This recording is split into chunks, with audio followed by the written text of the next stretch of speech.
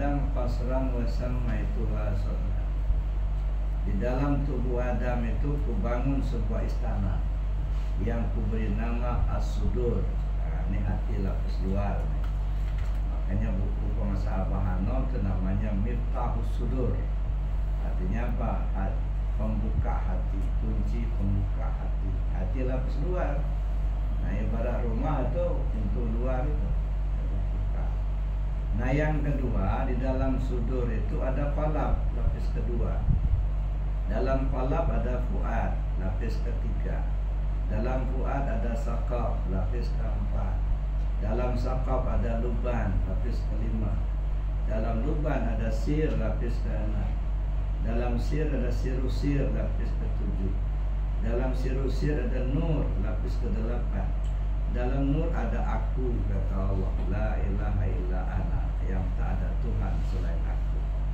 Ini yang disebut dengan lapis ke-9. Ibarat kita berjalan, tiba di Allah baru berhenti. Sampai di lapis 9 ini, nah baru berhenti.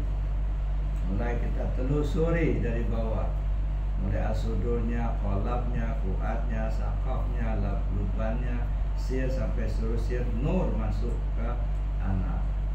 Nah, makanya isyaratnya kalau kita menunaikan ibadah haji, mestinya tanggal 9 baru wukuf di Arafah. Tanggal 9 itu artinya mengisyaratkan lapis ke-9 nanti kita itu. Nyampailah kita ke lapis 9. Wukuf berhentilah di situ. Di mana? Di alam ma'rifat. Nah, maka kita telusuri lapisan hati. Nah, untuk menelusuri itu pakai zikir. Pakai zikir itu pakai tarekat. Maka tarekat itu membina hati kita. Nah, jadi orang-orang yang tak suka dengan tarekat, berarti dia masih suka untuk buruk, untuk jelek hatinya, untuk busuk hatinya. Sebab zikir itu, tarekat itu belajar zikir. Zikir itu membersihkan hati. Likulli syai'in siqala wa siqalatul qalbi zikrullah. Segala sesuatu adalah pembersih hati, zikir kepada Allah. Nah, belajar zikirlah kita. Jadi tarekat itu belajar zikir, belajar membersihkan hati supaya bisa kembali kepada Allah. Kedua, ya. Jadi hati itu dibina pakai mutarekat. Ya, dan makanya tak usah kita malu-malu mau belajar tarekat. Tak takut-takut. Kenapa jalan? Kalau tak ditempuh, tak sampai kita ke Allah. Cuma orang kadang-kadang nakut-nakutin, jangan belajar tarekat, itu bid'ah. Jangan belajar tarekat, nanti gila. Padahal banyak benar orang gila tak belajar tarekat. Kita ditakut-takutin. Jangan maulah ditakut-takutin. Kita ingin selamatkan diri kita. Ya, kalau perlu ya kita selamatkan banyak orang lah. Ya, kalau banyak orang sudah belajar tarekat, hatinya sudah ingat sama Allah, aman negeri. Ya, insya Allah tak apa-apa. Ya, kenapa? Karena kalau orang sudah hidup hatinya dengan zikir, ibarat ikan hidup di laut. Bagaimana ikan hidup di laut? Ikan yang hidup di air asin tapi tak terkontaminasi dengan asinnya air laut. Kenapa ikan di laut yang hidup di air asin kok tak asin? Karena dia hidup. Coba kalau dia mati, nah, cepat terkontaminasi. Semalam aja udah asin ya. Nah, begitu juga hati kita. Kalau hati kita hidup dengan zikir, insya Allah tak terkontaminasi dengan dunia. Silakan jadi pejabat yang ingat hati ke Allah. Insya Allah tidak akan jadi koruptor. Silakan jadi pedagang yang ingat hati ke Allah, tak akan mengurangi takaran timbangan. Silakan jadi petani yang ingat hati ke Allah, insya Allah tidak akan geser batas tanah. Nah, begitulah di segala lini kehidupan kita. Nah, kalau ini sudah terbina, selamat pulang ke Allah. Satu. Yang ketiga, nyawa kita kembali ke Allah. Membina nyawa kita pakai ilmu hakikat. Nah, ilmu hakikat kita pelajari. Yang keempat, bagaimana supaya rahasia diri kembali ke Allah, itu membinanya pakai ilmu ma'rifat. Nah, maka syariat, tarekat, hakikat, ma'rifat untuk membina bina diri kita, tubuh, hati, nyawa, dan rahasia diri. Nah, itu pentingnya kita belajar tarekat. Ya alhamdulillah mendapat pengajaran dari guru-guru kita, dari pengusaha Amanul di Suryalaya tentang tarekat. Oleh karena itu kita perlu amalkan. Yang sudah takin istiqamah dengan pengamalan itu, tak usah ragu-ragu, tak usah takut. Nah, yang belum takin supaya bisa kita pelajari. Talqin itu berasal dari bahasa Arab. Laqinu mautakum. Talqinkan yang mati di antara kamu. Nah, yang mati itu apa? Hati yang mati. Ya. Ajarkan hati yang sudah mati itu hidupkan kembali dengan la ilaha illallah.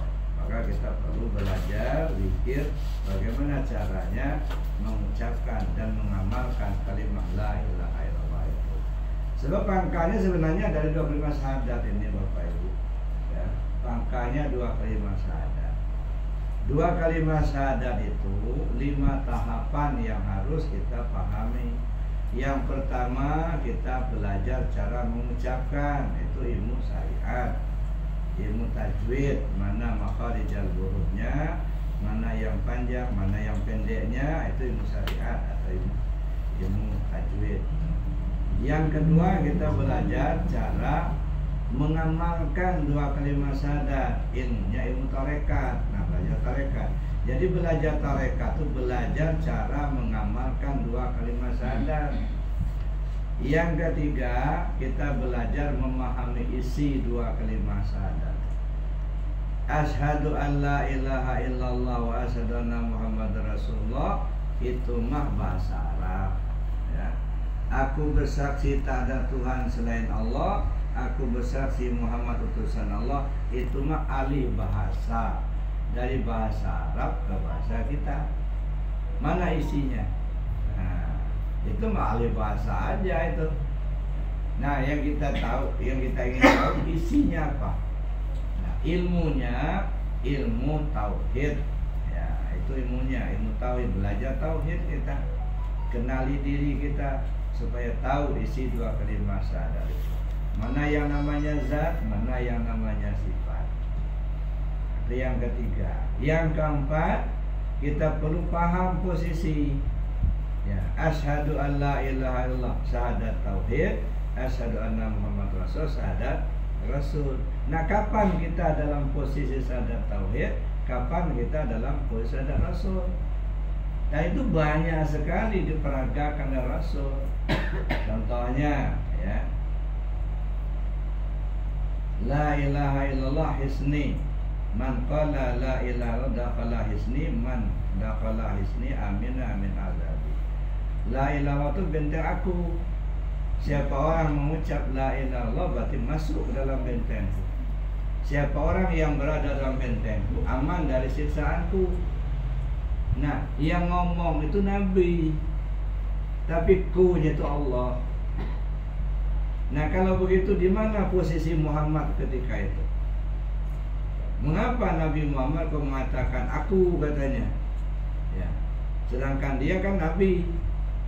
Nah, ini yang disebut dengan memahami posisi. Ketika itu Muhammad sudah tak ada, yang ada Allah itu. Nah, dalam bahasa hadis itu kita kenal hadis kursi. Tapi dalam ilmu tasawuf kita harus gali itu. Kenapa disebut hadis kursi? Itu menunjukkan Nabi itu posisinya duduk di tauhid. Dia sudah tak ada lagi secara syariatnya. Dia ada di tauhid. Dan ini banyak sekali. Sultan Aulia mempraktekkan itu gitu. Ketika dia menghidupkan orang mati, qum bi'izni, bangun dengan izinku. Yang ngomong siapa? Abdul Qadir. Ku-nya siapa? Allah. Tak ada orang menghidupkan orang mati kecuali Allah. Yuhyi wa yumit. Dialah yang menghidupkan dan mematikan.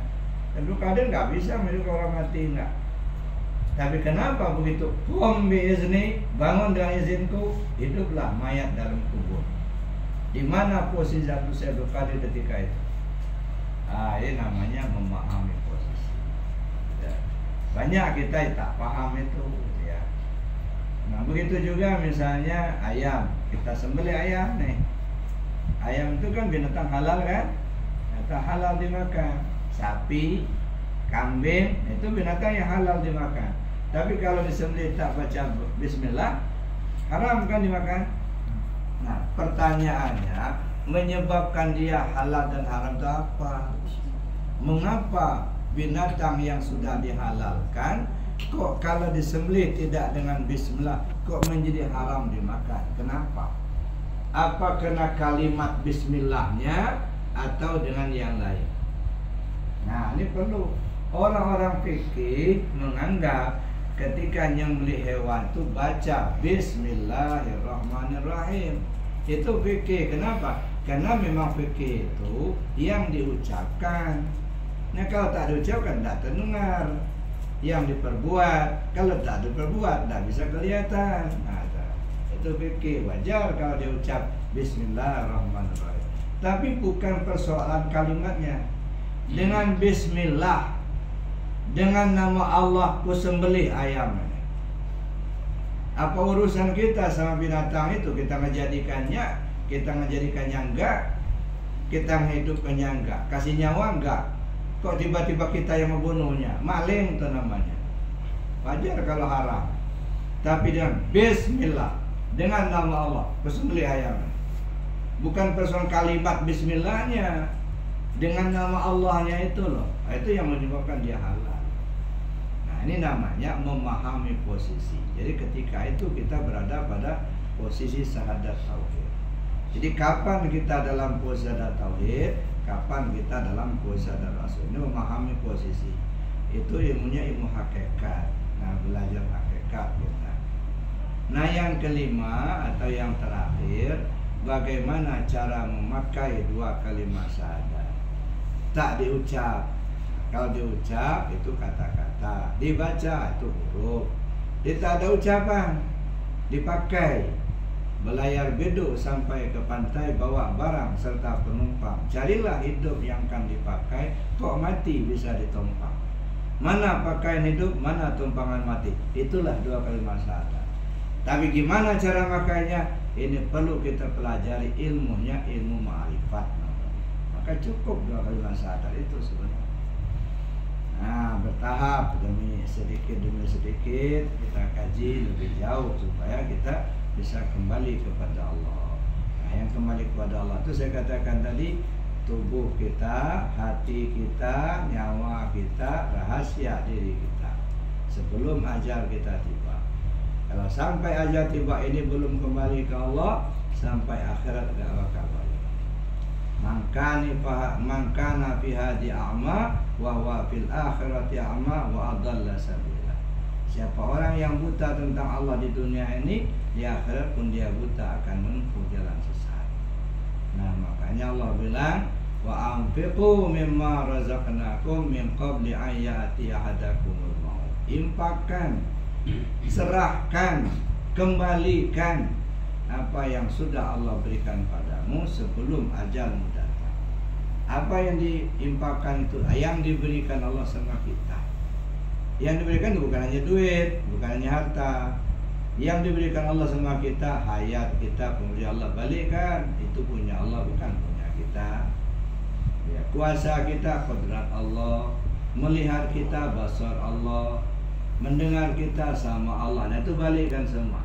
Nah, sehingga dalam bahasa tasawuf kita mengenal la hayyun, la alimun, la sami'un, la basirun, la qadirun, la muridun, la mutakallimun bil haq illallah. Nah, baru kembali itu namanya.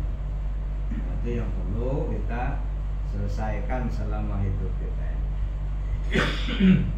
Jadi itu sekedar untuk penyampaian, jadi kita bisa diskusi. Jadi nanti yang sudah talqin, sudah nggak usah talqin lagi. Yang belum talqin, ya insya Allah kita talqin nanti pada risalah kita. Ya. Kalau di Arafah, selain pengamalan zikirnya, kita perlu dikaji. Makanya di Arafah itu malam Seninnya fikih, malam Selasa tauhid, malam Rabu tasawuf 1, malam Kamis tasawuf 2, malam Jumat hari Allah. Ya. Setiap kelas itu ada materinya. Selesai materi selama 4 bulan ada musahadahnya. Kalau musahadah fikih mandi taubat. Nanti masuk ke tauhid. Selesai materi tauhid mandi musahadah tauhid. Nah, selesai musahadah tauhid baru nanti mandi lagi, musahadah lagi, naik ke tasawuf 1. Nah, begitulah seterusnya. Jadi kira itu saja. Nanti kalau yang belum takin, nanti sudah isya, nanti kita takin. Yang sudah takin, ya, tak takin lagi tak apa. Mau ikut juga tak masalah. Ya. Karena jalur kita satu. Kalau kita dari pemasahabat. Walaupun yang akhirnya tadinya saya, kemudian takinnya Pak Yus, Yusna ini, tetapi jalurnya sama. Ya, kita satu rumpun, satu bimbingan pemasahabat. Diharapkan kebersamaan kita bukan hanya di dunia, tapi sampai ke surga nanti sama-sama. Amin. Saya kira itu saja. Nanti sudah bisa langsung kita pikir yang belum takdir. Yang mau ikut lagi silakan. Yang tak ikut ngasutakin tak apa. Ikut sekali aja sebenarnya. Ada yang mau tanya sebelum kita salat?